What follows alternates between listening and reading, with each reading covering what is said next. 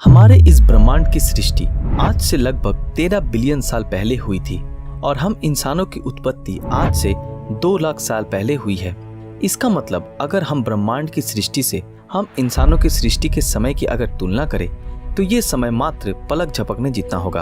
और इन्हीं 2 लाख सालों में हम इंसान पहले जंगलों में रहकर जंगली जानवरों का शिकार करके अपनी जिंदगी गुजारते थे और सिर्फ 100 से 200 सालों में हम इंसानों ने काफी तरक्की कर ली है और आज हम पूरे पृथ्वी पर राज करते हैं। आज हमारी साइंस और टेक्नोलॉजी बहुत ज़्यादा एडवांस हो चुकी है और आने वाले सालों में हम और भी ज़्यादा एडवांस होने वाले हैं। और इन सारे साइंस और टेक्नोलॉजी के एडवांसमेंट के पीछे सबसे महत्वपूर्ण योगदान है ऊर्जा का।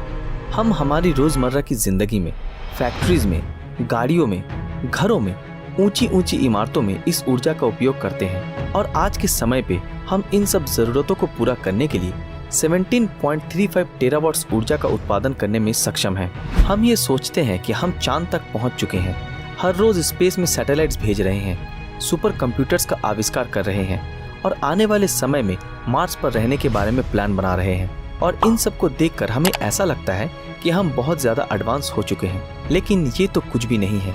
इस वीडियो को पूरा देखने के बाद आपका ये भ्रम भी टूट जाएगा। साल 1964 में सोवियत एस्ट्रोनॉमर निकोलाई कार्डासेव ने पूरे ब्रह्मांड के सिविलाइजेशन की आधुनिकता का परिमाप करने के लिए एक स्केल का निर्माण किया जिसका नाम है कार्डासेव स्केल। इस स्केल का मेन बेसिक ये है कि एक सभ्यता हर साल कितनी ऊर्जा का उत्पादन करती है और कितनी ऊर्जा का उपयोग करती है, क्योंकि ऊर्जा ही आधुनिकता की जान है और इसी के आधार पर हम किसी भी सिविलाइजेशन की आधुनिकता का सटीक परिमाप कर सकते हैं। इस स्केल के आधार पर आधुनिकता के हिसाब से कार्डासेव ने अपनी थ्योरी में 3 तरह के सिविलाइजेशन के बारे में बताया और वो है टाइप 1 सिविलाइजेशन, टाइप 2 सिविलाइजेशन और टाइप 3 सिविलाइजेशन। और आज की हमारी ये वीडियो इसी विषय पर आधारित है। मैं आप लोगों को बता दूं कि ये स्केल लॉगरिदमिक तरीके से काम करती है। इसका मतलब ये कि जैसे जैसे हम एक एक स्टेप ऊपर चलते चले जाएंगे वैसे वैसे ऊर्जा की जरूरत इसके मल्टीपल्स में बदलती चली जाएगी। चलिए अब इन सिविलाइजेशन के बारे में विस्तार से जानते हैं। Type 1 civilisation. कार्डासेव की रिसर्च के मुताबिक टाइप 1 वो सिविलाइजेशन है जो अपने पूरे ग्रह की सारी ऊर्जा को कंट्रोल करने में सक्षम है। इसका मतलब एक ऐसी सभ्यता जो अपने ग्रह पर मौजूद सारे नेचुरल रिसोर्सेज का पूर्ण इस्तेमाल करने में और सूरज से आने वाली रोशनी को एब्जॉर्ब करके उसका पूरा इस्तेमाल करने में सक्षम है। लेकिन हम हमारे सूरज से आने वाले ऊर्जा का पूर्ण इस्तेमाल अभी भी नहीं कर पाए हैं। एक रिसर्च के मुताबिक हम सूरज से आने वाली ऊर्जा का मात्र 14,000 भाग का 1 भाग इस्तेमाल करने में सफल हुए हैं। और इस आंकड़े को देखकर हमें ये लगता है कि हमें टाइप 1 सिविलाइजेशन बनने में ही कई हजारों साल लगेंगे। लेकिन दोस्तों, आप दिल छोटा मत करिए, क्योंकि जैसे मैंने आप लोगों को पहले बताया था कि ये एडवांसमेंट का ग्रोथ लॉगरिदमिक है और इसका मतलब ये कि हम पिछले हजारों सालों में जितने एडवांस नहीं हुए हैं, आने वाले 100 या 200 साल में इससे कई गुना ज्यादा एडवांस सिविलाइजेशन बन जाएंगे। क्यों, सुनकर अच्छा लगा? टाइप 1 सिविलाइजेशन बनने के बाद हम हमारी पृथ्वी को अपने कंट्रोल में कर पाएंगे, हम मौसम बदल पाएंगे, पृथ्वी का रूप पूर्ण रूप से अपने हिसाब से चेंज कर पाएंगे और जाने कितना कुछ कर पाएंगे। साइंटिस्ट फ्रीमैन डायसन और मिचियो काकू के मुताबिक हम आने वाले 100 या 200 सालों में टाइप 1 सिविलाइजेशन बन जाएंगे। लेकिन ये टाइप 1 सिविलाइजेशन भी टाइप 2 सिविलाइजेशन के आगे पानी कम चाय के जैसा है। टाइप 2 सिविलाइजेशन, इस सिविलाइजेशन का दूसरा नाम स्टेलर सिविलाइजेशन भी है। टाइप 2 सिविलाइजेशन अपने सितारे यानी सूरज से उत्पन्न हो रही सारी ऊर्जा को कंट्रोल करने में सक्षम होगा और इस ऊर्जा को पूरे सौरमंडल के किसी भी हिस्से में संचार कर सकेगा। ये सुनकर ही किसी सपने जैसा लगता है ना? और शायद इम्पॉसिबल भी, लेकिन साइंस के लिए कुछ भी इम्पॉसिबल नहीं है। इस थ्योरी को सच्चाई का रूप देने के लिए एक मॉडल भी बनाया गया है जो इसके सितारे से निकल रही सारी ऊर्जा को एब्जॉर्ब करने में कारगर साबित होगा। इस मॉडल का नाम है डायसन स्ट्रक्चर।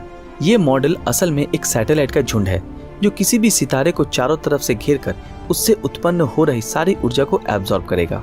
और इसके अलग अलग मॉडल भी डिजाइन किए गए हैं, जैसा आप इन पिक्चरों में देख सकते हैं।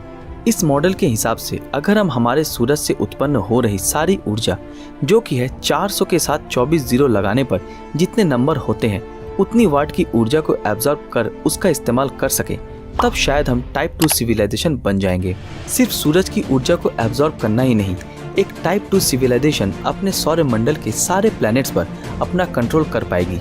स्पेस में घूम रहे एस्टेरॉइड्स पर माइनिंग करने में सक्षम होंगी और बेसिकली जो मन चाहे वो कर पाएगी। लेकिन दोस्तों, आपके मन में ये सवाल तो जरूर आता होगा कि हम इतनी सारी ऊर्जा का करेंगे क्या, इसका इस्तेमाल कहाँ करेंगे।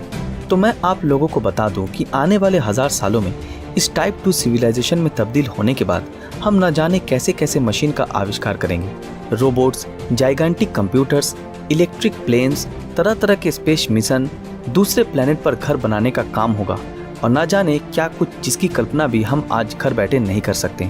चलिए अब आते हैं उस सिविलाइजेशन पे जो सबसे एडवांस्ड सिविलाइजेशन है, उसके बारे में, यानी टाइप 3 सिविलाइजेशन।